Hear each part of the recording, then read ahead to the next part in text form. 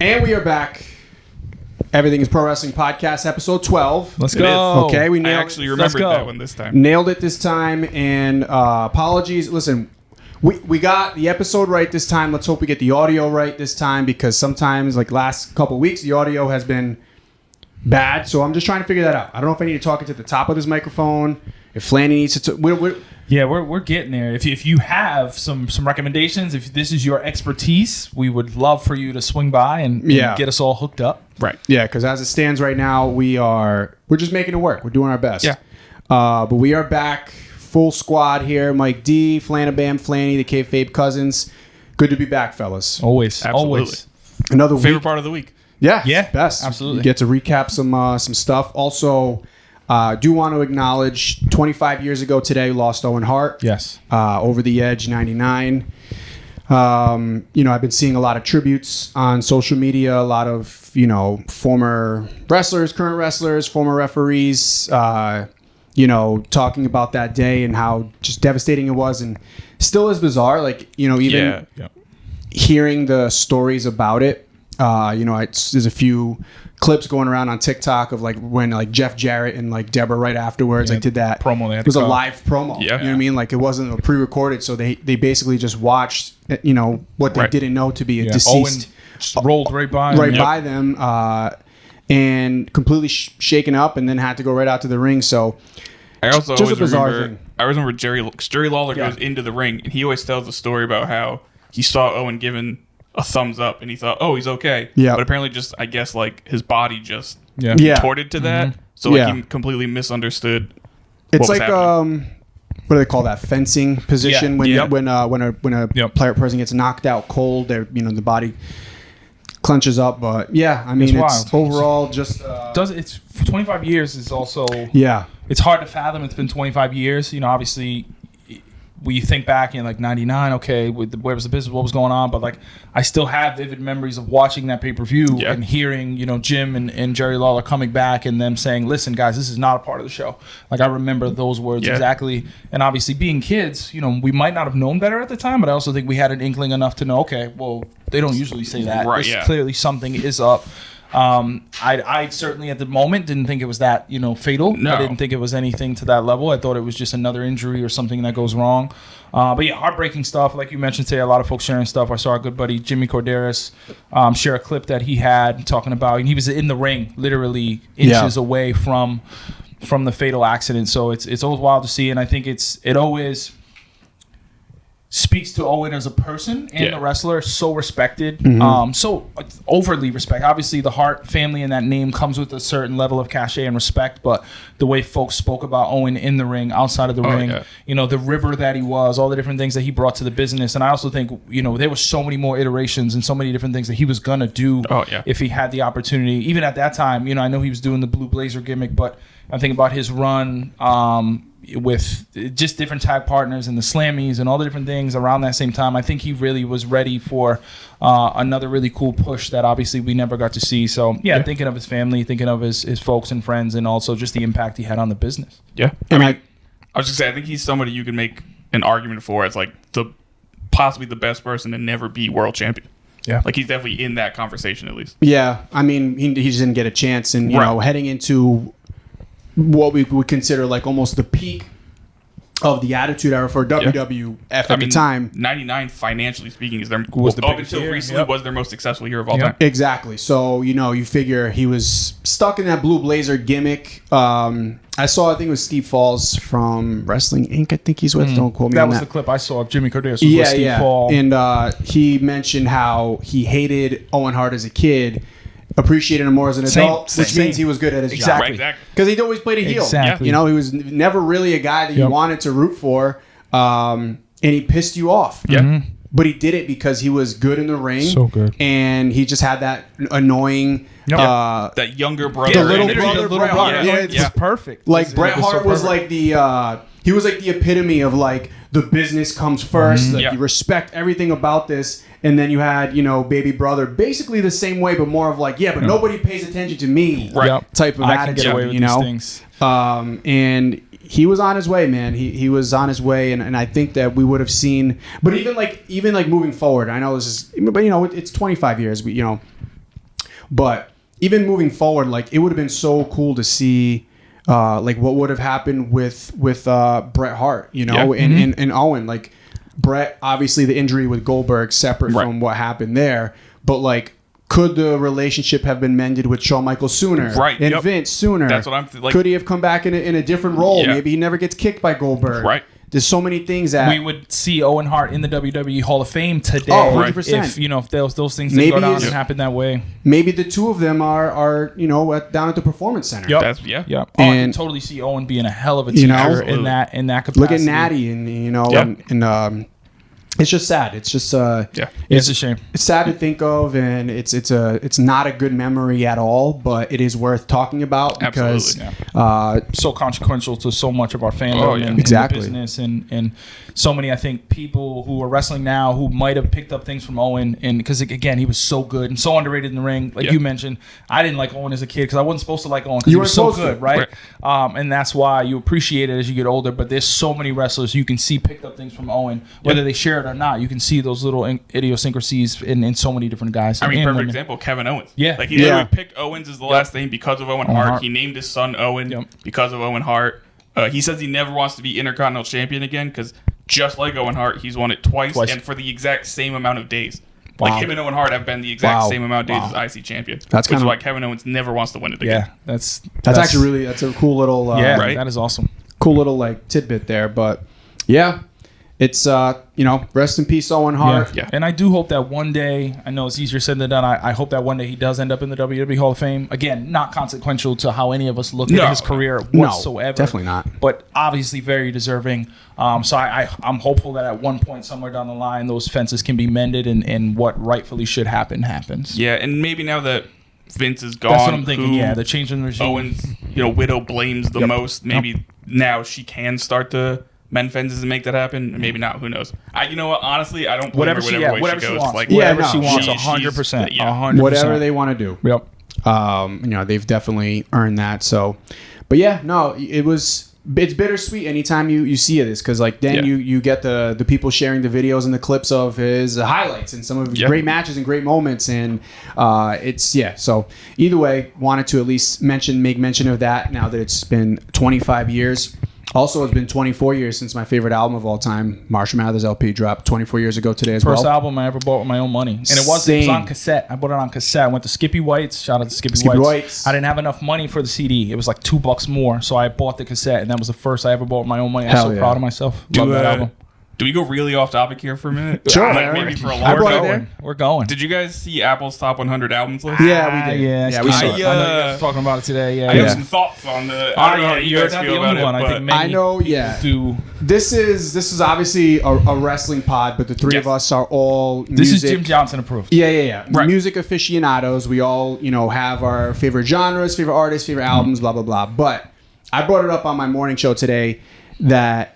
These lists are all subjective. 100%. And I think the goal of any list, regardless of what it is the banter, is the conversation. And you know what? If you're open-minded, it's not so much about where your favorite albums rank. It's more about like, okay, I didn't really give this album a chance maybe because it was by an artist. Who knows? Maybe you listen to that album and realize, shit, this does deserve to be in the top 10. Absolutely. Here's my one thing. Oh, boy. I love this album. I paid money. I own it. The Miseducation of Lauryn Hill is not the best album of all time. Yeah. It's not even the best album with Lauryn Hill on it. The score by the Fugees is better. Yeah. And how is that not even on the top 100? Yeah, that's a very, very valid point. That is a valid point. The score is literally like... To me, it's my favorite hip-hop album of all time, and I think it's in the conversation of best hip-hop album of all time. Oh, it absolutely is. And how is it not on the top 100? Mm-hmm. You know what they did? And I saw this, and I know we're very off topic here, but I saw somebody mention that they were choosing between Kendrick's Good Kid, Mad City and To Pimp a Butterfly. And then To Pimp a Butterfly didn't even make the list. Yeah. So essentially, I don't think they wanted to give... What was it? It was in 8? Or it was like number 7, I think it was. I know Blonde was 7. Blonde was 5. Blonde was okay. So Blonde was 5. Blonde is one of my favorite albums ever. Yes. Even that, I love... I wouldn't have picked Blonde as that. My personal yes, but I wouldn't expect people to put in the best 5 ever. Right. I wouldn't even pick... And it's one of maybe my second favorite album of all time. I wouldn't have picked Purple Rain for top 5. I fucking love Purple Rain. I was going to say... It should be on the top 25, but I don't know about top 5. Yeah, it was an interesting list. Some pandering, I think. Oh, absolutely. I'm just happy that Taylor Swift wasn't in the top 10. Really, honestly, I was surprised by that too. All things considered, I'm just glad that none of her music was in the top 10. Listen, you can say what you want for pop music and success and Taylor and whatever. Her music isn't top 10 album worthy. Let's just call it what it is. I thought 1989 didn't make the top 10. I know that one was very high. Because I know what Lemonade It was like 12 I think or 13. Lemonade was at 10. Lemonade was 10. Was at 10. So no disrespect to the artist at all. Beyonce gets 2 albums in the top 100. Tread carefully. Yeah. The Rolling Stones only get one. Only one Rolling Stones album in the top 100. Fuck off. Yeah. I mean, there's some pandering But there. that's a tough thing. Like you said, if you're arguing over Good Kid, Mad City, To Pimp a Butterfly, and one lands at 7, and the other one doesn't land in the top 10. Yeah. Like, what are we doing? It's obvious. Was that the criteria? It was like you can only have one. Clearly not, because some had 2. Yeah. Yeah. Again, the Beatles had 2, which makes sense. But like, although I don't agree with the second one, but yeah, I mean, it's weird. It's weird when the criteria is what people want to know. Yes. Yeah. The spots. Whatever you can, because like were album sales a big part of it? Is it just quality? Like, what were you looking at when you made this? Because I think of last year when we had the 50th anniversary of hip hop, there was so many lists. Then Complex had the big list, and people are like, again, who are the people? We want full bios of all these people. Yeah. Who are they? What do they know, etc. What is the criteria? Because it's hard to It's one thing to say, well, there's too much criteria. The music is subjective, but then it's like, all right, well, what if we're going to put a list together, we got to have some sort of common denominators on what we're grading this upon. That's the thing. Yes, music is subjective, but you clearly had a reason to put something in a certain spot. There was a reason you all thought The Miseducation of Lauryn Hill is the greatest album of all time. Yeah. It's a phenomenal album, but it's not number 1. I'm sorry. I think there's the mystique behind it of her. I think the mystique behind her that she didn't drop another album ever, and she tours loosely when she wants to show up. That was the funny thing. I know they had I saw this in a tweet somewhere. They had an event, and she not only showed up, but she showed up on time. Yeah. Which is like, okay, maybe you deserve number 1 just for that. Maybe take a record of that, The Rock. Yeah. Seriously, learn. Also. Blonde being in top 5 is funny because it's in my top 5 favorite albums of all time, but I would never have expected it to be maybe in the top 50. Yeah. Maybe. But the story behind Blonde is pretty interesting because he dropped 2 albums 2 days apart. Yep. Because the first album he dropped was a visual album. Yep. It was his last album he had on his deal with Def Jam, and then he dropped Blonde the next day, independent. Yep. So Def Jam is never talking to Frank Ocean again. Although they still get when his songs go viral on TikTok that are 10 years old, they still make money on that. Right. So I'm royalty checks. Yeah, I'm sure they're very happy about that. Yeah, I still remember the day Blonde dropped. It was a Friday. I was driving down to Ocean City with my buddies, and it dropped, and we just played it just on loop the whole ride there. But love Blonde, but that wouldn't have been my Frank album. Yeah, that Nostalgia Ultra. I mean, you want to get into Frank. Nostalgia Ultra is what I could do a whole podcast on Frank Ocean. Channel Orange, I love. Channel Orange is one of those few albums where I can put on anywhere, anytime, any mood, any thought, and I can just let it ride out and just. But that's just Frank in general, I feel like. Yeah. I mean, Blonde should absolutely be on the top 100. Yeah. It's a phenomenal album. But yeah, I don't know if it's a top 5. Yeah. No. I mean, I would, as I have a Blonde painting in the basement back behind me.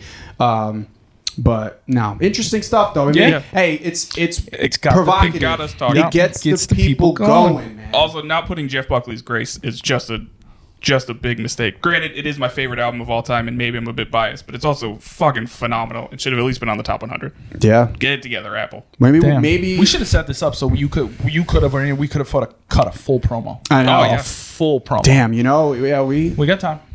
We're gonna have to put together lists. Lists are fun. They're the best. They would get people talking. This is true. Always. Whenever we get some slow time, we'll put together some friggin' lists. Yeah. Maybe after SummerSlam.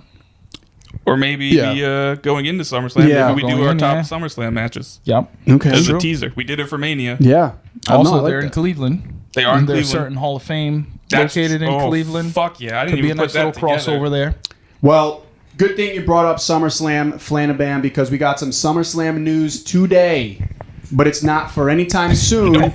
It's for fucking 2026. 2 years from now. Here, take it. Shut up. The ultimate sorry. You know the episode of South Park with the BP oil spill? Yeah. And they just have the guy saying sorry. That's basically H looking in the camera, giving them Minneapolis, by the way, is getting a 2-night SummerSlam in 2026. the ultimate, like, hey guys, we're so sorry that we didn't get you didn't get Mania next year for 2 nights. Great for your economy. I'm sure that some hotels and some venues nearby already had those that weekend blocked off. Take it up with the governor. We apologize. That's on us. 2026 though. First ever SummerSlam 2 nights. Does SummerSlam, to start this conversation is with the question, does SummerSlam need 2 nights? Yes. Why? Because you want it to be your second biggest show of the year. You want it to be Summer Mania.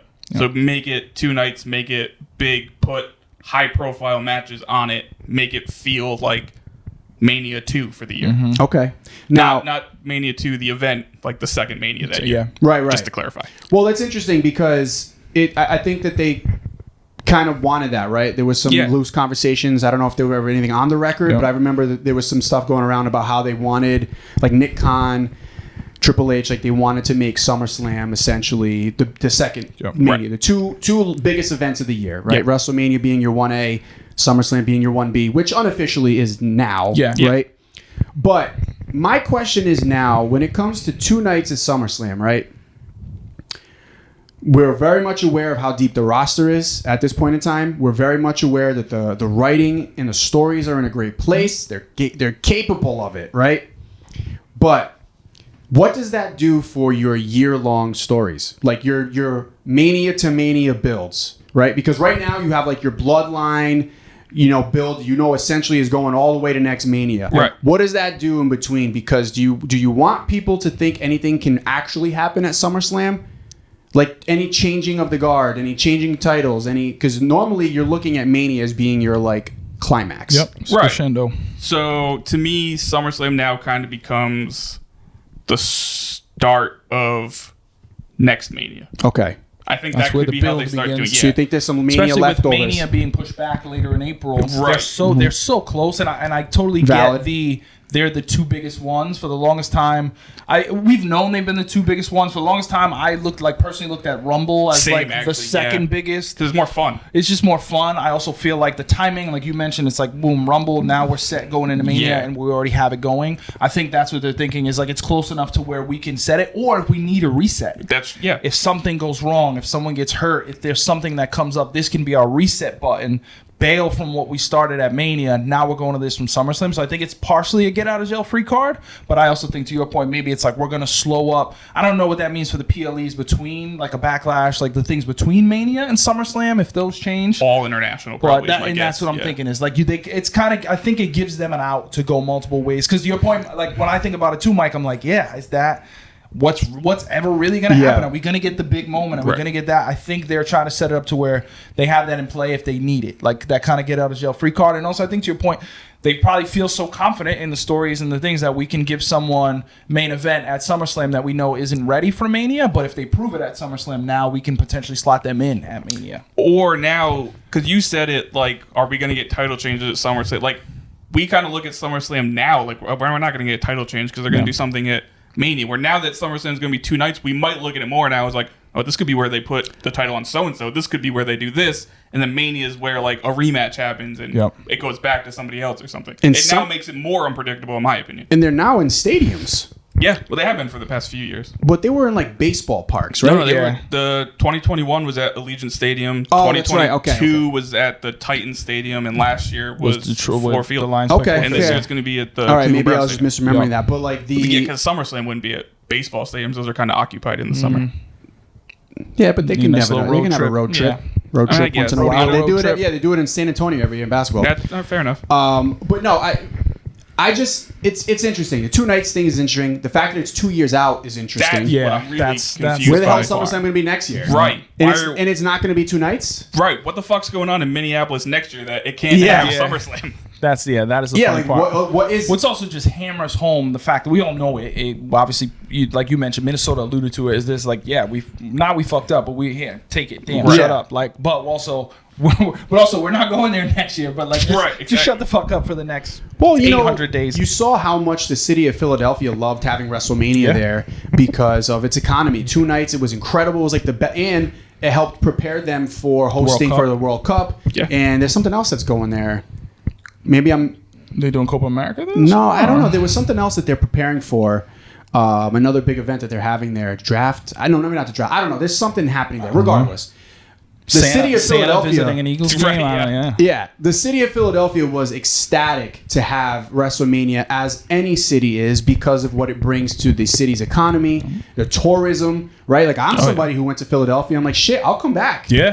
Outside of Mania, I enjoyed my time there. So Minneapolis, which let's be honest, like, are you guys like? It'd take a lot to get me to Minneapolis. We're sports guys, you know what I mean? Maybe you catch a game there, be cool, you know, a Vikings game, whatever. Beautiful, but at the end, like, you would maybe go see a Niners game there. Yeah, I'm a bad example. I have family out there, so I'm a bad example. Okay, so you're a bad I would example. go visit family. Like, I'd go out there and even just visit my family. But Personally, and I've heard good things about Minneapolis. Oh, God, fuck. Minneapolis.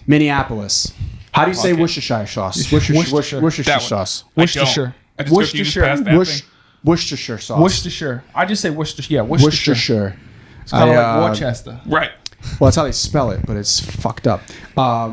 So basically, I feel like this is getting me now. yeah, my apologies. No, I think that's a little better. The Minneapolis, Minnesota, Minneapolis, home to many, many greats. Oh, yeah. Many greats. Like, literally, I saw a yearbook clipping the other day, and it was like Rick Rude, Kurt Hennig. Like, there's so many. What if they're giving 2 years for people to forget about Brock Lesnar's association with Vince, and then they bring him back? That's entirely possible.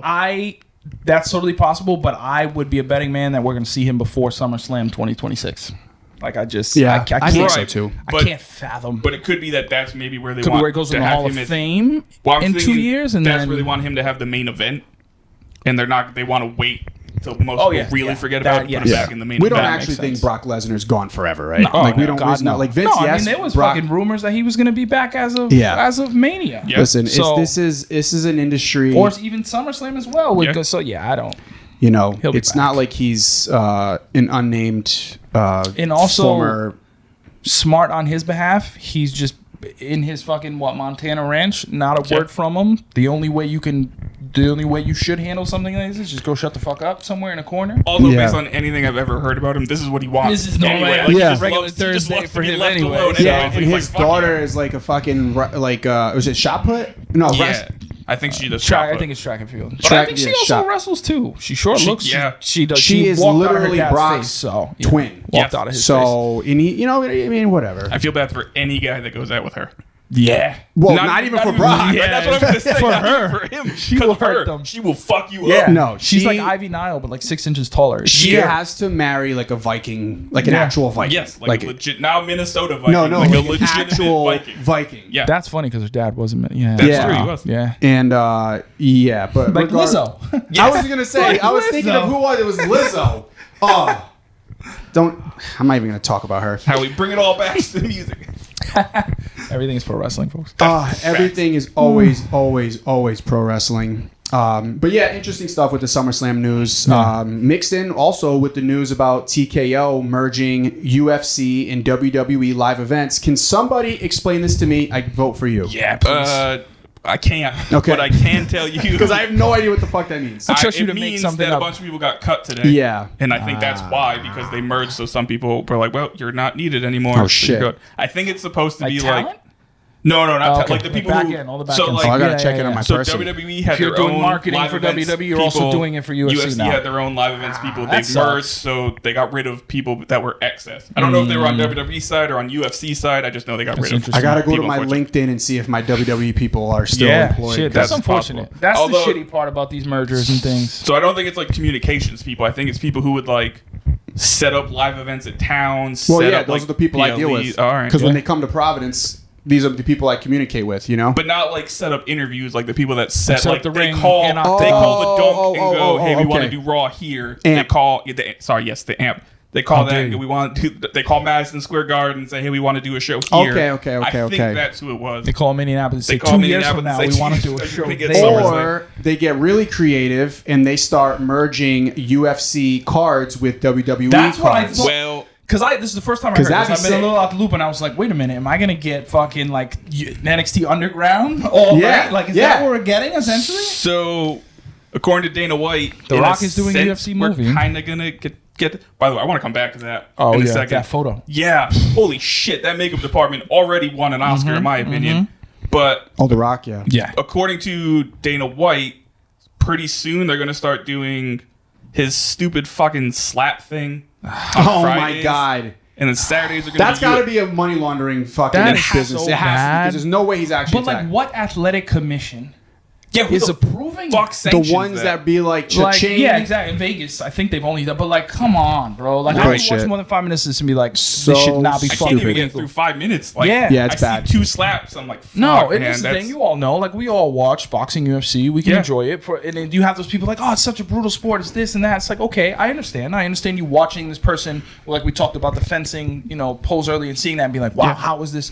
But boxing has been around forever and ever, and it's a sweet science. And UFC, listen, adults consenting, get in there. They have skill. They're not just in there beating each other. So I can respect that. The slap fight for me is just like, what the fuck? Yeah. Here's my biggest thing. What is the end game here? In boxing and in MMA, the other person can defend themselves. Yes. Like, they can try to stop it. In the slap thing, your arms are behind your back, and you're just taking a fucking holding on to that thing, like squeeze this because it's gonna absorb the shock. Yeah. What was the game we used to play as kids where we smack each other's hands? Yeah. Bloody Knuckles? Bloody Knuckles Bloody was one of Knuckles them. was like the original one, and then it was went to like the slap game. Well, I ones. always remember Shot for Shot, where you'd punch each other in the arm a bunch of times. Yeah, This is basically that, but higher The up. slap one was like the reformed game. Yeah. We went Bloody Knuckles, Shot for Shot, and they were like, one, okay, like, flinching one? I'm gonna put the mic down, but you're here. Yeah. No, but we also played one where we just held each other's hands like a dap, and then you'd and you get to the smack next the shit person. out of the other person's hand, Yep. and then they'd go back and forth. And basically, there was a name for it. That one, I don't remember. I don't remember what it was, but that was the only one I stood a chance in because I was a little shit. Like I weighed I didn't even weigh 100 pounds until I was like a sophomore in high school. So like 3 years ago. So people punching me in the arm was not fun. conducive to my mental and physical well-being. And I had a lot of bruises from my friends who were like, oh, 2 for flinching, and then break my fucking arm. I'm like, thanks. Now I got to explain to my mom why my friend broke my arm. Here's the point of how we got there. Yeah. So that's supposed to be, so they're going to do super events, but that's going to be Friday nights. Saturday nights will be the UFC card. Sunday nights will be WWE pay-per-views, and that's all one weekend. So my Friday night takeovers are now being replaced by 2 fucking grown men slapping the shit out of each other. That's ridiculous. I'm not takeovers will be... This was what I was worried about with the merger. I understand the back end stuff, the money, the economic, all of that. I get it. This is what I was worried about. Like the shit about, not even just UFC, but the things about like combat sports or what they're now calling combat sports, infiltrating sports entertainment. It just, that's what So that's not going to me. be like instead of SmackDown. It's just like, according to Dana White, that's like the high profile event. Is it going to be like the Brawl for All? Like, are we essentially getting back to like Brawl for All where Butterbean killed Bart Gunn? Like, this sounds very similar. Like, it sounds very similar. If you talk to Butterbean, that was all a shoot. No, actually, they did a whole fucking the whole documentary. thing was a shoot. It was all a shoot. Yeah. Dr. Death, Steve Williams, so he thought he was going to win. He got knocked the fuck out. Like, and guys were getting fucked up. Like, is that where I hope we're not heading there?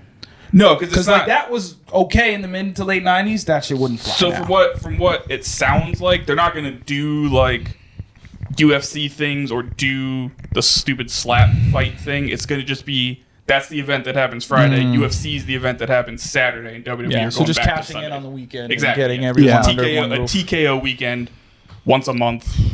Because UFC does every month, right? They do like Yes, I twice know. a I mean, month. like the pay-per-views are once a month. The main cards. All these different things. Main cards are like every 3 weeks or I something. feel like UFC 300 was a week ago, and we're already on 303. Yeah. No, legit. So I don't think they're once a month. I think they're like every 2 or 3 weeks. Oh, I always thought they were only once a month. No, I think they were for a long time, and that was where easy to remember like once a month. But then now they pack them in because you'll have a pay-per-view, then you'll have a fight night the next week, and then you'll have a random card where they're in some other country. Yeah, and then they'll have. I think it's like every 3 weeks. I don't even know if there's a specific like timeline or whatever, but either way, whatever. I guess like it is what it is. It's it's part of a partnership that. And then, for better or worse, this is where we're heading. Exactly. For the most part, we've been enjoying this merger and what it's done. Yeah. And this is all rumor. Like as far as I know, none of this is confirmed. This is just Dana White saying speculation, this is rumor and innuendo. So I mean, maybe this doesn't happen. Maybe hopefully it doesn't, because I really love Saturday PLEs. Yeah.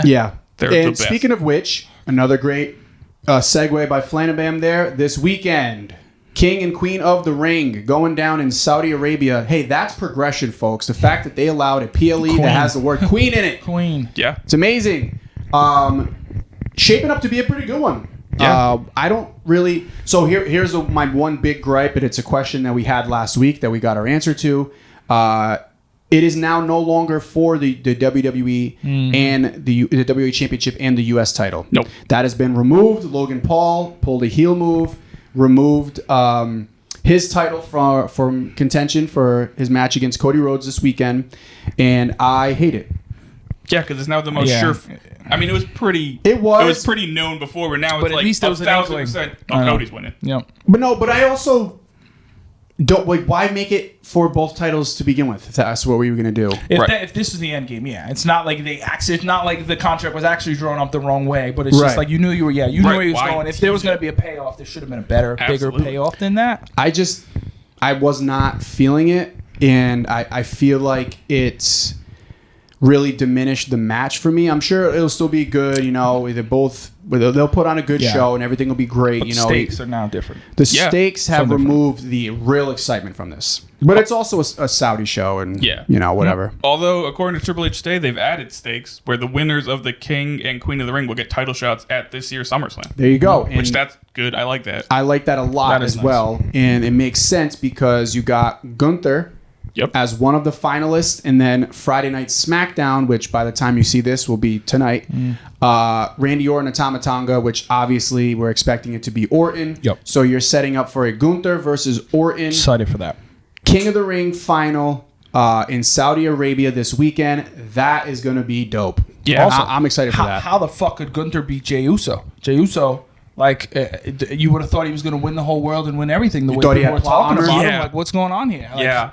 It must have been the whole world must have been so happy to see Jey Uso knock over the other day. It's so ridiculous. It's so stupid. People are so mad. Well, I also saw a lot of people pissed that Jey Uso didn't win on Monday. And there should be they change their mind every week. Well, this is the opposite crap. So there was the people that were upset that Jey Uso beat Dragunov, because and he lost. Now they're going to be louder. Are the people that are upset that Jey Uso damned lost. if you do, damned if you don't. Yeah, but the point of the matter is he deserved to be in the spot against Gunther. Whether he won or not, I think you can make the argument either way. But nobody can argue the fact that he deserved to be there, deserved to have that opportunity. Had he won the whole damn thing, who can say he shouldn't have? Yeah, you know? No, of course. I mean, you have to figure when it comes to like the kayfabe tiers, right? Gunther is still above Jey Uso. Yeah. I mean, the dude was the Intercontinental Champ for 666 days. Yeah. He's being built as a monster. He's the devil. And he is literally. They did not plan that. They were like, I thought, the first time I heard that, not the first time, but a few weeks ago I heard it, and I was like, wait a minute. One more day, one less, something. The first time I heard it was when Michael Cole said it during his entrance at Mania, and I'm like, ooh, I bet that's the first time Triple H heard that. 100%. Oh, shit, I should have made this match Sunday. Exactly, especially when you have that extra day and nothing changes. 100%. He's like, oh, fuck, I should have flipped this in the U.S. title match. Because those were on 2 different days. Dude, I thought that same thing where I was like, because somebody in the press box said that, and I was like, at WrestleMania, I was like, wait a minute. Oh, there's no way they were aware of that. Did Triple H not account for leap year this year? Maybe not. Maybe not. He forgot about February 29th. Maybe he forgot about leap year. Yeah. Damn. He was like, forgot. 65. He would have thought it was 65. Holy and then Michael Cole says it, and he went, fuck. And he was like, damn it. That 29th day in February. That might have been fucking everything up. Yeah. Well... That's the only way he gets past there. I'm trying, Trips. I'm trying to help you out. They have to be like kicking themselves, being like, fuck, there's no way. Unless we got a crazy character change coming. You know what? I'm all for it. He's like the new, or he replaces Damian Priest as a fucking bisexual Undertaker. His guy liner. Deeper, he'd have to be like the new Gangrel. Yeah. True. We did see a bloodbath on wrestling this week. We did see a bloodbath on wrestling. We'll let the kayfabe cousins get to that in a few. We'll get there. So Gunther is setting up to be most likely against Randy Orton. I mean, unless they really are pushing this bloodline agenda this early on us. And then in the women's, you have Bianca Belair, which I know that some people were wondering if Tiffy... Oh, by the way, for the people that were wondering if Tiffy Time was in trouble... Why not give her a 20-25 minute match to start SmackDown? To open SmackDown, a banger. That really shows, fuck her. Yeah, she sucks. And then, loses barely, clean but barely to one of your top females in the division. So it goes to show that people on the internet, you're not always right. Right. Though I will say I was very curious to see if she would have gone over and Jade would have gone over. And we would have somehow seen them come together. That could have been a cool little twist, too, with the storyline. Would have been cool. For them to just kind of lean in and say, okay, we're going to lean all the way into this shit. Yeah. Cool, you want to talk about it? Let's talk about it. Yeah. Would have been interesting, but we're expecting it to be Bianca and Nia Jax, correct? Yeah. That's not yet. Yeah. Yeah, tonight at time if you're Yeah. listening to this.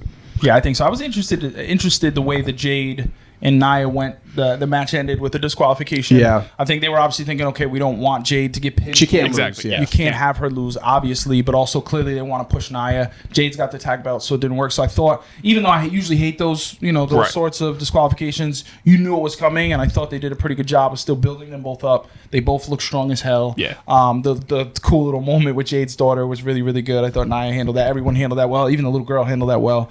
So I thought they did a good job of making sure everyone came out looking good and strong, even Jade in the loss. And it makes sense to me because I think the plan is probably for Bianca to win the whole thing. Yes. And you don't want to do the Bianca And Jade match just for on that. a random. Yeah, just- Right, yeah. exactly. Yep, So that it was made one. sense. And again, it makes sense that you do it by disqualification, so she's not actually losing the match. Yeah, which is fine. I mean, Right. I think they booked it perfectly. Yeah. I wouldn't have put it 100% any other agree. way. And then you're setting up for a good final. So you're looking at probably Bianca and Nia Jax in in the Queen of the Ring final, and then The semifinal. In semi, yeah. The against final Lyra. would be whoever wins that against Lyra. Lyra, Valkyria. which I was a little surprised. Lyra went over. I thought it was cool, but I wasn't. Oh my God, I wasn't I'm reading this, convinced. yeah. I wasn't convinced that she was going to go over. It was. I kind of thought she pleasant did because I know surprise. Triple H is a really big fan of Yes. hers. And it's An a understandably great show. look for her to put her all the way on the finals. Yep. Like, this now makes her a big star. Yeah, I think like some of what people were talking about with Ilya on the men's side, or even Carmelo, like, oh, they didn't get the push. Well, this new woman who just Exactly. got drafted got that push, so someone's getting it. Yeah. there you go. Thank you for correcting me there. I misread this. No, it's been a little tricky to keep up with. I'm not gonna lie. It's hard. The way the Yeah. bracket has been going, because you got to think about Friday to Monday, and That's what it is, too. Does the loop close on Friday? Does the loop close on Monday? Even also, I was kind of holding out hope that they maybe would have held the semifinals, and we would have got a semi and a final That on. would've been Yeah. better. On Saturday, that would have been nice. so Bring it's it old back school. at least a little closer to what it used to been. That nostalgia would have been cool. I wish they would have opted for that, but overall, I think the tournament's come together pretty It's been well. really good. I didn't love the LA Knight Tamatanga match. I didn't really love the ending, and some of the stuff was there. It felt a little abrupt, but also I think it happened exactly how we thought it was going to happen. Yeah, I'm going to be honest. I don't remember it. Well, that might be an That's- indication. Yeah. That might be Yeah. an indication. It Even wasn't. though- I think his promo. I actually enjoyed LA Knight's promo with Carmelo Hayes backstage more than I enjoyed the match. I That was remember good. that. That was good, And, yeah. and again, no indictment to like LA Knight or Tamatanga. It's just the way it went down. And we kind of knew how it was going to look. I just didn't love it. I just remember Friday was Game 6 of the Bruins game, so I think Yeah. I was probably watching that during the match and missed it. Rooting for Yeah. the demise. Yes, absolutely. I was watching that too, but I had SmackDown on the iPad, which is also why I didn't remember who was supposed to be in the semifinal this week. I clearly can totally get that. 100%. The Women's World Championship. I think this will be a good match. Becky and Liv Morgan. We expect Becky probably to retain, Yep. right? I don't Maybe. know. I think so. If I had to put my money on it, I'd say yes, but it would not surprise me if Liv went over. See, actually, if I had to put my money, I think I'd go the other way Liv? because I think Liv being champion makes sense for when Rhea Yeah. comes back, and And we talked also about it. She could have gotten the Right, belt exactly. a month ago. allegedly, as far as I know, at least Becky still hasn't re-signed with the company. I mean, she more than likely will, but she still hasn't yet. And I Pull wonder. Medusa? Reign the Right, trash that's can? the thing. Like they may want to take it off her before until she finally does actually. Man, re-sign. imagine where would Becky go?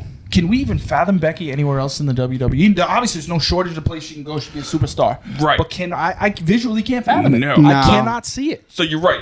She would go anywhere. Yeah, because anywhere, anybody and would be a scoop star. her up and she'd be incredible. But I It just can't it would see her look weird going no matter anywhere. where she goes. Yeah, it would be so weird. Yeah, and not I because agree. of the obvious of her husband being there and her having the belt and being essentially at the top of the company and being able to kind of do what she wants.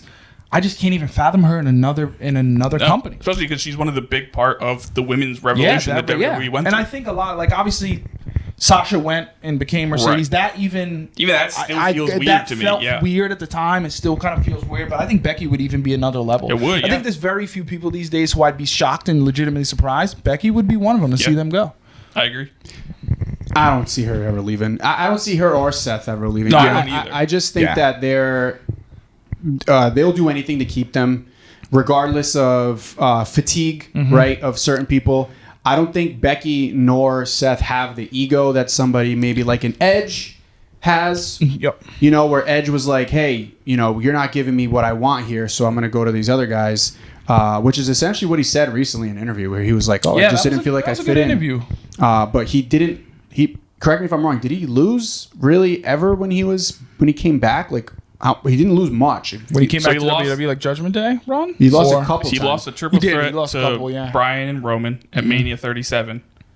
Jesus Christ! And then I think that was only 3 years ago. I know. Yeah. Oh, shit. And then I think he did lose once in like the feud with the Judgment Day when he got kicked out. Yeah. But other than that, he mostly won. I don't know. To me, that was a surprising move to me. Who was he fighting? Where they were on top of the truck because of his wife's affiliation. I enjoyed that feud. With Beth Phoenix being there and his like documentary of him coming back and just all the stuff he did with the WWE Network when that was a thing. It just was surprising to me. He was somebody who surprised the show the shit him and Christian had. That was an awesome show. The show that totally reeks of awesomeness. Yeah. That was for me like. I watched it every week as soon as it dropped. Dude, I enjoyed it. It was so cool, so nostalgia. But that's what's wrong. So fun. Like, what happened to that? The network was so good. And now he's got a title match. But what happened to the network? Yeah. Like, I know the network went to Peacock, and I know they still have some shows to bump and other things. And obviously, my life's a little different now. I don't get to maybe be invested as I was then. But, like, they're missing that. They had so many good shows. They sold it to Peacock and thought, it's your problem now. I don't give a shit. We'll give you the PLEs, but... Yeah, that show was so good. They still call WrestleMania as episode 35. Yeah. So, how the hell can you take it serious? Although, allegedly, once they moved to Netflix, they already have stuff. I read somewhere they have... Like, within that first year, they have documentaries and shit they're planning on putting out. Maybe that's when we'll actually get the WrestleMania 40 documentary? Well, that we've been talking about. That has now become, and I think it was Cass who mentioned, it went from like just like 15 minutes to a half hour to 45 minutes to now an hour and a half. And now it seems like it's going to be this huge thing. Apparently, even video and audio of Cody finding out for the first time that he's no longer in the match. I can't wait to see that. Before the Rumble, he found out that the plan was for it to be The Rock Roman. Yeah. And he had to go out there and be like, well, what the hell do I do now? Right. And I think that what happened was, this is kind of what people have been saying on the internet, is that they were anticipating this to be a YouTube thing. Like, hey, here's 15 minutes of WrestleMania 40. And then they saw the reaction to it and they were like, ooh, wait, we do have a lot. Let's make this into something smart. So also what I've read is they're waiting on The Rock to give approval of it. I did read that as well. So we got at least 8 hours. Producer of it or something, but they're waiting. They need him to approve it. I did read that as well, that The Rock needs to approve what is being shown. Yeah. We might not get that approval for years then. So, if he's 8 hours late to set, it's going to be next Mania. I'm going to say Mania 45. They need to slip that in. Like, I know he's just finished his audio for Maui from Moana. So maybe you gotta put some stuff, some signings or some things in front, just slip it in there and be like, sign this, Rock. Yeah, but what also the WWE 24s that they do after Mania every year is always from the Mania before. So they usually take a year to make these things. So that's why all of us were like, what the? This shit's coming out Wednesdays in 3 days. But this is also, well, again, it was only supposed to be 10 minutes. So it was a different premise. Right. As well. But also, this isn't even supposed to be about everything at Mania. I thought this is just supposed to be about the main event. Like, this isn't supposed to be Mania 40. Like, the 24s are about the entire WrestleMania. I thought it was. I thought the original. And I thought this one's just supposed to be the main event. I thought this was supposed to be for the whole thing. But I think now it might have morphed into, we can give you an hour and a half on just main event. I think. Either way, on the commercials I saw, it always came across to me as it was just supposed to be about the main event. It does add up when you think about the fact that The Rock was involved in the main event for both nights. So why not? Why not utilize? And I'm not mad at it. Give me fucking 3 hours. If that was good shit. So give me as much content and info as you have. That's not overkill. Give it. I'll take it. Jey Uso talked about. I saw another quote from him. This is paraphrasing, but he mentioned how after he speared Jimmy off of the stage, he didn't know what to do. He ran backstage to watch the rest of the match. He didn't know what was going to happen. Yeah. He didn't know how the match was going to end. So Jay mentions how after he tackles Jimmy off of the ramp, they kind of just hung out there for a second, and then he just ran backstage so he could finish watching the match because he wanted to see how it all ended. So I thought that was interesting. So it'd be cool if they show that situation where they show that Usos running backstage and be like, all right, how does this shit end? Show me the Undertaker coming down. Yeah. Because he had a comment. I don't know if it was a podcast or maybe his own podcast where he talked about his new knees, and it was the first time he put his new knees to the test. And when they hit him they hit him up because obviously we know Austin was supposed to be in the spot or rumored to be in the spot, and then they pivoted to Taker. And Taker's quote was basically like, I didn't ask them for nothing. I don't care. I'm indebted to the WWE, so whenever they need me, I'm going to show up. He goes, but I am pissed that they didn't tell me how long of a run I was going to need to get to the ring and to get into place. He goes, I thought it was just going to be like a light jog. He goes, I was out there sprinting, and I didn't know if these knees were going to hold up. So, I would get everyone on record. Give me a soundbite from Cena. Like whatever you got, I'll take it, and I'll take it sooner rather than later. Yeah. Like Give even me if a it's camera maybe of after Undertaker under the ring. SummerSlam. Absolutely. Yeah. Like what the fuck was he doing down there all this time? I think like, I also saw he said he got a so he was in like a suite watching it, and I think he said he got a text at the start of the entrances for the main event saying, "Yeah, it's on." As in your so that's probably what he meant by so like he I found got out to at the fucking start run of the from, match. yeah. I think I told the story already, but the guy next to me in the press box, Taker was like directly, like if I'm facing the camera right now, he was the camera. Like he was looking, they were directly on the other side of the stadium from us, but we saw the crowd below him go crazy. And we were like, oh, who the hell is that? So we had the person next to us who had a camera with the lens zoom in and was like, oh, that's Taker. Like Taker's up there. Like, oh shit, that's cool. He's in the box. You know what I mean? Like the suite, chilling. Didn't expect him to go beat down the ring. But I love that touch of let's make sure he's visible so that people think, okay, oh, the we're whole section not below gonna him see went crazy. Taker. Like, I think he was going to sit there anyway because he made it sound like, according to them, it was like, if we need you, we'll let you know. And then he Which found is out. wild. Like, yeah. Yeah. Like, this huge spot that so many things hinge on. If you need Taker, sure. I don't know if maybe he thought like maybe Austin might make it at the last minute type of thing. I don't know. But I just heard, I remember him saying he found out like, well, I forgot 20 it was. minutes It was before actually I heard his this spot was from supposed to happen that, Kevin Nash. Kevin Nash said on his podcast that he was texting Austin that day because he heard he was like, and I think he texted Austin or Austin texted him and was like, "Are you there?" And they were both like, "No, we're not there." Right. So he was like, "Even me, I didn't know." He's like, he texted me and he goes, "Just we were the only two who really weren't around." Because even I know they wanted Kevin Nash in there for certain things throughout the weekend that he didn't show up for. But yeah, that was. Yeah, give me that. Give me all the content. Whatever you got on that, I'll take the director's cut. Give whatever it is, I'll take it. That's going to be just exciting make it good. stuff. Yeah. Like I don't want like a shitty documentary. No. It probably. I mean, it won't be. Yeah. Don't Have get me you wrong, I'm watched just saying. one shitty WWE documentary? I don't know. I can't think of all of them off the top of my head. I mean, Certainly I not never any have. in recent years. No, they've been awesome. I mean, they may have been about shitty things, but they've never been shitty. Like I've been invested in any WWE content as far as like their documentaries that they've put out because they're just so good at it. No, so even when they used to have it was like Sutton three at the table or something like that. Oh yeah, table like, three. Table for three. Like they very rarely miss on any of those things. Those are so good. A lot of times, depending on who was there, I've noticed there were some that I was like, all right, Not as good. but like Or same even thing with like some- that I noticed ride-along some- shows that Ride they used to along, do. yeah. Ride Like along sometimes it was really good, sometimes it was like, Yeah, all right, this sometimes, shit Shout was out a to waste of Legends 20 House. Yeah, Legends oh my House was God, great. Legends House was fucking great. R.I.P. man. to basically everybody on that On show. that show? Yeah, but it was great. I love that show. That was so good. That was my Hillbilly- comfort Hillbilly show. Jim. Yeah, I loved Hillbilly Jim. Fucking who else was on there? Jimmy Hart. Jimmy Hart. Fink. Pat Patterson. Pat Pat The show Patterson. where Tony Pat Patterson Atlas? finally came out. Yes, that's right. Mean Gene Okerlund was Gene on there. was on there. Yeah, some real legends. Yeah, no, that was good. yeah. That was fun. Who Did was you guys say Jimmy Hart Hacksaw already? Jim Duncan, Jimmy Hacksaw Hart, Jim Duggan. That's who I was Hillbilly thinking Jim, of. Yeah. Tony Atlas. It was a good crew. Yeah, that was. Yeah. They'll get the content back once they're on Netflix, I guess. I don't know. We'll Hopefully. see.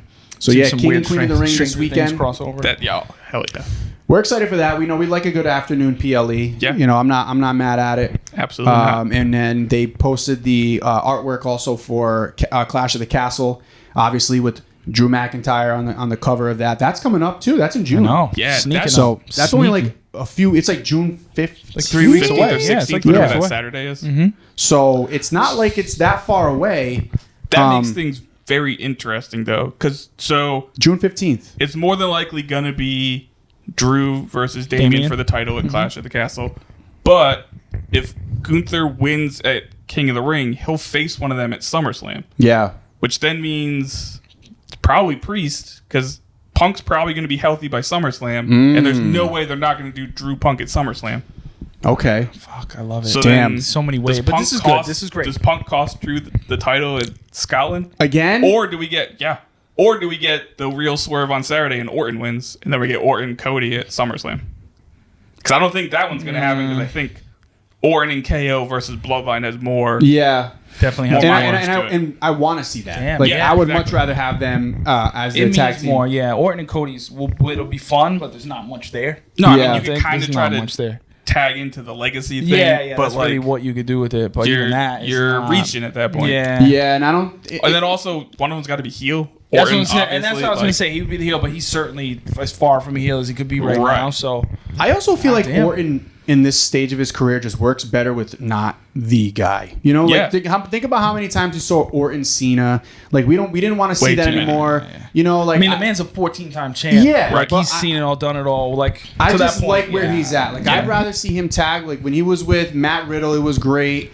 You know, I like what his work that he's doing with Kevin Owens right now. He just works so good working with these other guys. We're getting doesn't give a fuck Randy Orton. It's the best. And I so think good. he's enjoying it. And he's yoked. He seems to really be enjoying it and really be having fun. I think he mentioned like with the Riddle stuff at first it was kind of like, I don't know, but then he grew to love it, had a blast. He seems like he's having a lot of fun. So let him keep having fun. Absolutely. At this point in his career, he has nothing to prove. He's yoked. He's got nothing to prove. Dude, there's so many ways they can go. That's interesting. So it's very interesting because I could see...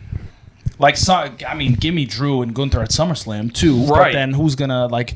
I could see that. I could see Drew and Gunther at SummerSlam where Drew wins, and now it's like, okay, Gunther, now you're chasing. But then it's like, what program is he in going to Mania? Who does he chase? If we think Punk's gonna come back, right. And then if Punk's healthy at SummerSlam and you don't do Drew Punk then, and you save it for Mania. What do you do with Drew? Punk Seth. Yeah, that you and also teased for a long time that you know they want to get back to. With Punk, and knock on wood, but I don't think you can wait. You can't wait. Exactly, if he's healthy, you got to put him in the match now because that match might not come. Exactly, that payoff might not be there in 6 months because he might not be healthy. Sad, but it's just where we are. Yeah, hopefully that's not the case, like you said, but it is a realistic possibility. It's a reality because look at what we potentially missed at here with, and they made chickens out of chicken shit with that, but. That's what we were supposed to see was him and Seth. Yep. So. And they've made it work up to this point. Good problems to have. We were having the same exact conversation leading up to Mania. We were like, it could go one of 40 ways. So if they can continue that, one of 40 ways, keep me on my toes. I love it. Yep. Love that. The summer looking like it's going to be hot in WWE world.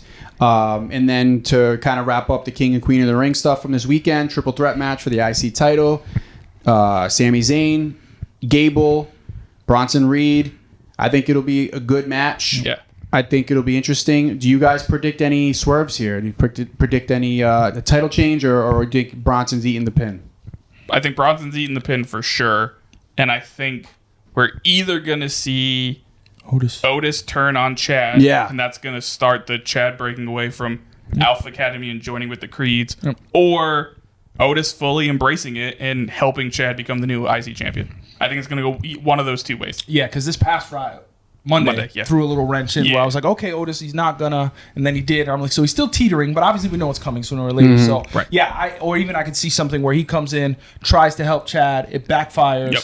Chad gets tossed out the ring, Bronson takes the pin, etc. I think we talked about the likelihood of Gable not taking the pin. Obviously, if Sammy would win, he'd go over on Bronson. Yeah, if I'm a betting man, I would think Bronson takes the pin, Sammy wins, so we continue that build towards SummerSlam, and I think that's where the crescendo is, and maybe the belts drop there. Maybe, although I don't know. I could kind of see if they're gonna do the full face turn. I could see Chad Otis at SummerSlam, making that the payoff for that feud, and then maybe Chad takes the belt either before then or after. I was thinking because before then I'm like, well, it would have to probably be either this weekend or Clash at the Castle or Money in the Bank. Money in the Bank. I can see that one where they drop it. But yeah, it's the thing. It's like. Love Otis in general. Yeah. Love that he's actually getting some opportunities now, and I'd love to see him. And he's getting super over. Yeah, super all the crowd everywhere. Loving him. But I as much as I love it, I don't want that to throw a wrench in what we're seeing from Chad and Sammy. I hope it doesn't throw a wrench into where you hold something off and it doesn't fit or Yeah, I want it to be a natural conclusion. Yes. I don't want it to be forced. Which so far, Triple H has been great at doing. He hasn't. I don't think any of the conclusions of the storylines have felt forced or rushed. They've all felt like they naturally played out.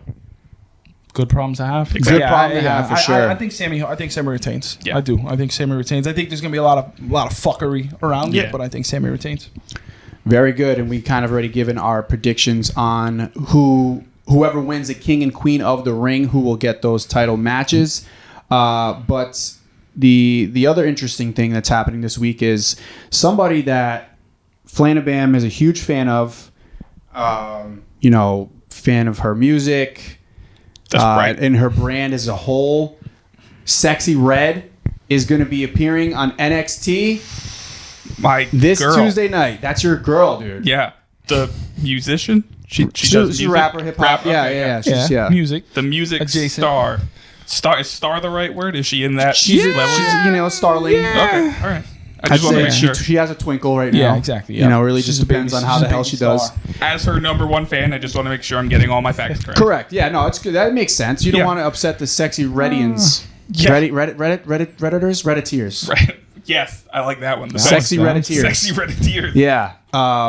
That's interesting. It's gonna be funny. I don't know what the hell they're gonna have her do. What is she gonna do? She's just Shawn gonna be Michaels' theme backstage talking. They're gonna come. They're gonna do like a backstage promo where she comes walking in and there's somebody randomly standing in the hallway. They're like, "Oh, sexy Red, so glad you're here." She's like, "Yeah." She does some type of Trying to think catchphrase who it's gonna be like. or HBK. Yes, well, that's that. My fear is that you're saying it's like HBK, and then she just starts twerking on HBK because I don't think she's gonna listen to what they tell her to do. Of course not. No. So I think she's gonna go rogue. And that is my fear. Of she comes out with Sean, and she's shaking ass, twerking on Sean. Sean's not gonna know what to do. He's a renewed man of God. Oh, it's gonna go back to mid-90s Sean real quick. Please, if that's the only way, this is okay with me. If she is able to take the Lord out of Shawn Michaels, she's and gonna bring twerk the the Lord out Somas of him. back, take the Lord, drop off the Somas. I'm in. I am fucking in. Do you think she eats a super kick? Does she eat a super That kick? would be Hell no. amazing. She's gonna hit him with a super twerk. Yes. He Just tunes up the afterwards. band. All She up. tunes up that ass. Yes. That's basically what's going to be happening. That's on that. I think, but most likelihood is backstage. Probably Trick Williams because she mentioned him in a tweet. I'm trying to think on the women's side, it's not like a Lash. Lola Vice. Lash makes a lot of Lash sense. gets jealous of it. It could be I was gonna say it could be Lash and Trick where they There was some bring that serious in twerking together. on NXT this week. Yes, That was- there was. I was Shout out to like, Lola. I didn't- That was a great way to end the was like, show. You tuned in. You caught the end. Oh, I caught that. I caught Caught that the end. clip. Good man. I said, So okay. I guess there's a lot of things. I can see Javon Evans maybe coming out. We're having some fun. They can do some things with her, but I just Sean, I know you're watching this. She's not gonna listen. Yeah. So please be very, very, very, very conscious of what you do and when you give her a live mic. So asking this question as her number one fan. Right. Do you think they're going to have to pre-tape her segment? Probably. Most likely, Okay. her entering. I think they're gonna have to, and then it could again, be somewhere. It's just a little Wayne, pull up, Jay. Yeah. That type of thing. You walk in, say a couple words on a crate. Oh, you never know. I hope they don't pre-tape it. I hope not. Maybe. I hope They might have to, though. You might They be edited it. surprised They're by gonna her. have to. I think they're gonna have to. Who knows? Yeah, I'm She gonna give might- Sexy Red some credit. She might totally switch it up. Maybe she'll be solid. She obviously is a fan. She's been She's tuned in. paying homage to I'm just a sexy boy in her car and all that stuff. So I don't know. We'll see. Her and Montez Ford. They're the top fans. Yes, Very true. it's true. Very, very true. But shout out to Sexy Red. But yeah, it came full circle. It So, did. We brought it up a few That's weeks true. back, though. and now You guys spoke this into existence. We did. yeah, This happened because that of was you the guys. day your fandom began. where Yes, it was. you became had a 3.5 Sexy weeks Red strong. stan. Jesus. It was crazy. But it's dope. Again, it's cool. It's nice to see the worlds, the cultures collide. The mainstream, man, it's really, in- really it's in cool. it. And again, It is nice to see everything is pro WWE back wrestling. in the zeitgeist again. Yeah, it Yeah. is. I think it's going to stay there for a very long time I agree. too. Yep. All right, Kayfabe Cousins, to update us on what the hell's going No, on we got a PLE in the world. That's they true. don't call it a PLE. No, do they're they? They still call it pay-per-views. pay-per-view. Good. That's Old- the one. old That's the school one style. redeeming That's quality. true, yeah. Thank you, Tony Khan. Yeah, what do we got? What do we got this week? A lot we of got blood I some saw. Good old double Lot or of nothing blood. coming Lot up of on blood. Sunday. 5th year anniversary Fifth of year the anniversary. first pay-per-view Yep. in AEW. In some ways, I can't believe it's been 5 years in AEW. In some ways, it feels like it's been 10. Yeah, same. So very interesting to see. Also, I don't know if this is the momentum and where they thought they'd maybe see the company on the 5-year anniversary of All In.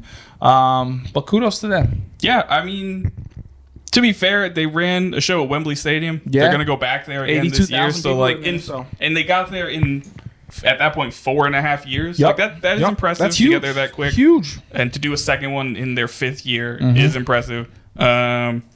And the pay-per-views always deliver. The pay-per-views It's the one thing I'll say always as an deliver, they AEW. do. I consider myself an AEW fan. I am rooting for AEW. We all know the business is better when there's competition. Yes. We lived through it. It's the reason why the Attitude Era is the Attitude Era. We need AEW to be sustainable Yeah. and thrive. So we're all rooting for it.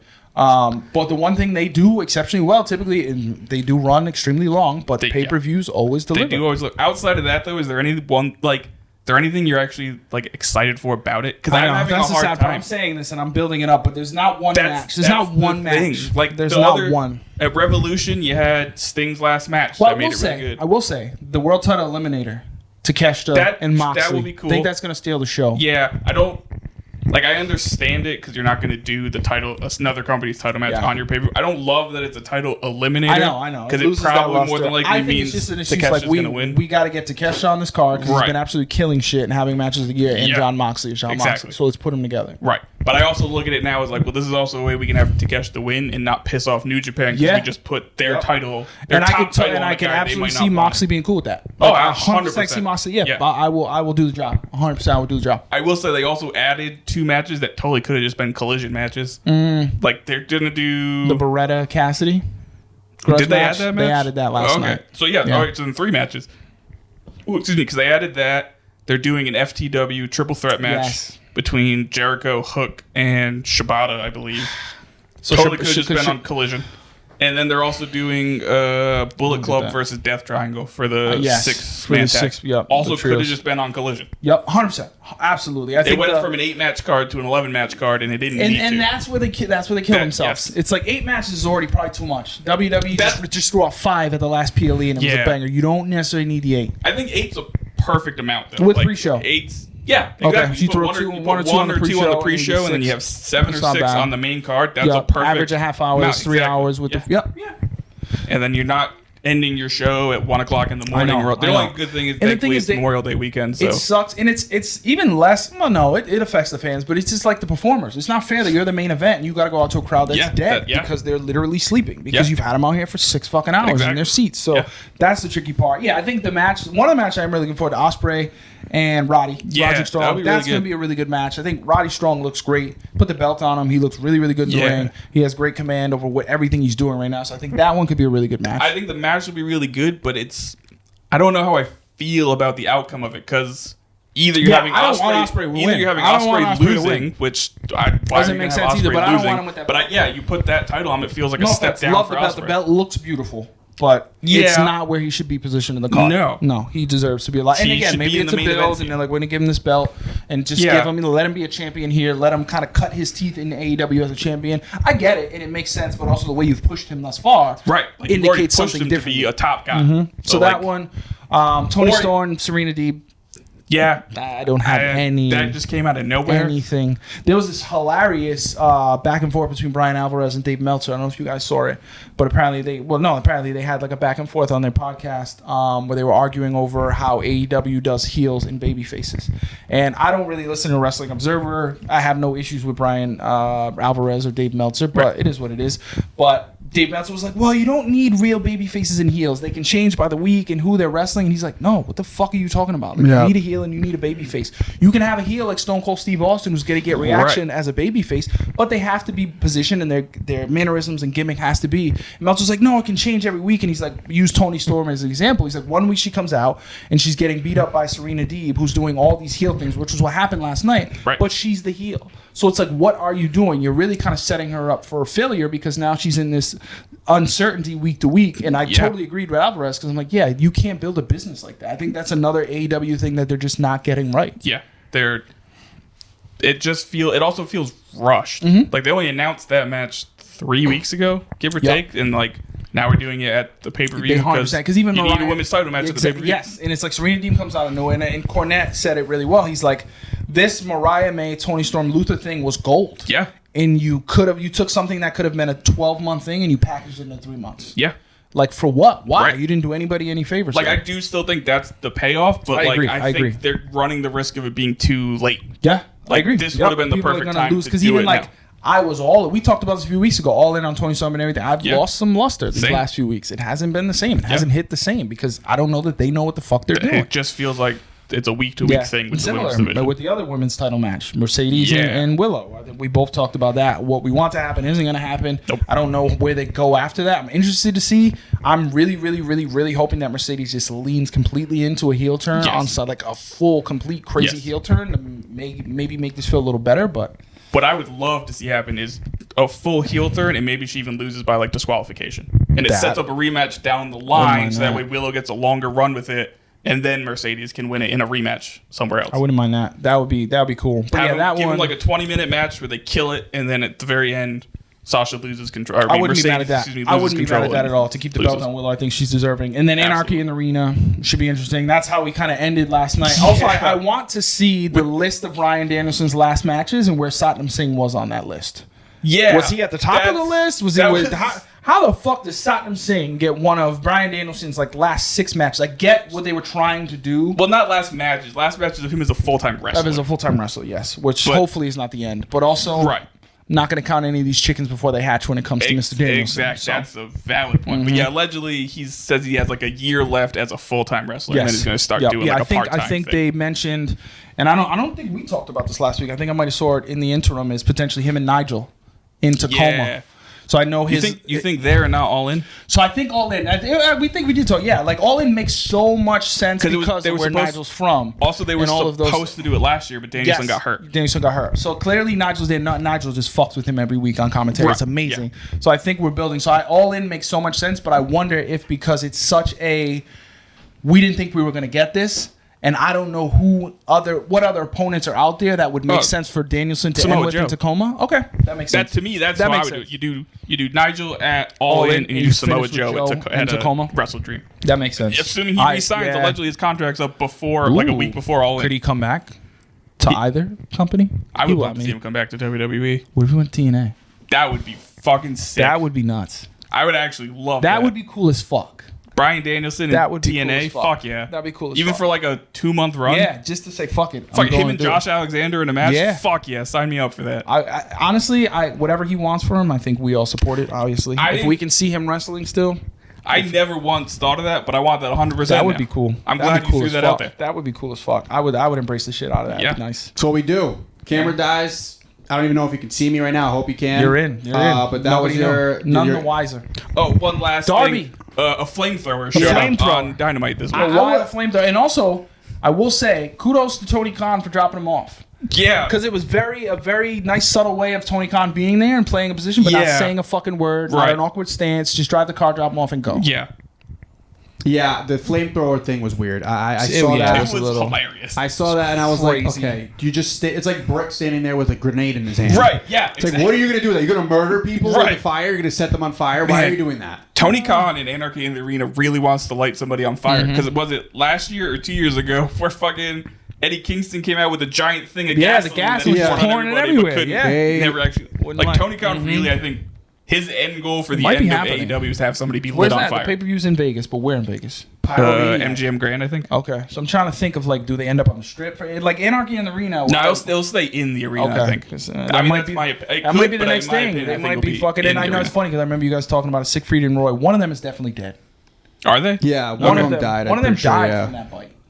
Yeah, I didn't think the bite killed him, did it? I don't know which one. I just thought it bit. I don't know which one, but I meant to mention that last week. One of them is definitely dead. One of them is dead. But I'm thinking, what if fucking that's how it ends, and then you jump into the fucking fountains on fire?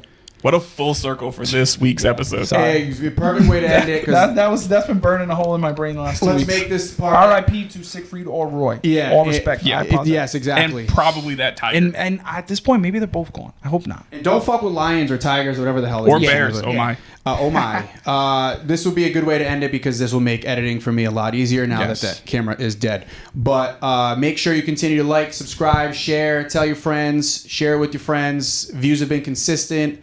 Reactions online have been consistent, texts and stuff. So continue to do that. Flanabam, Flanny, Mike D, we're here with you. Everything's Pro Wrestling Podcast, episode 12. Yes. Yeah, 12. Oh, shit, I wish I remembered what you said at the beginning. Yeah. But yeah, I'm going to say yes. I'm going to agree with you. We're on board. Bookend it. Nice. Peace.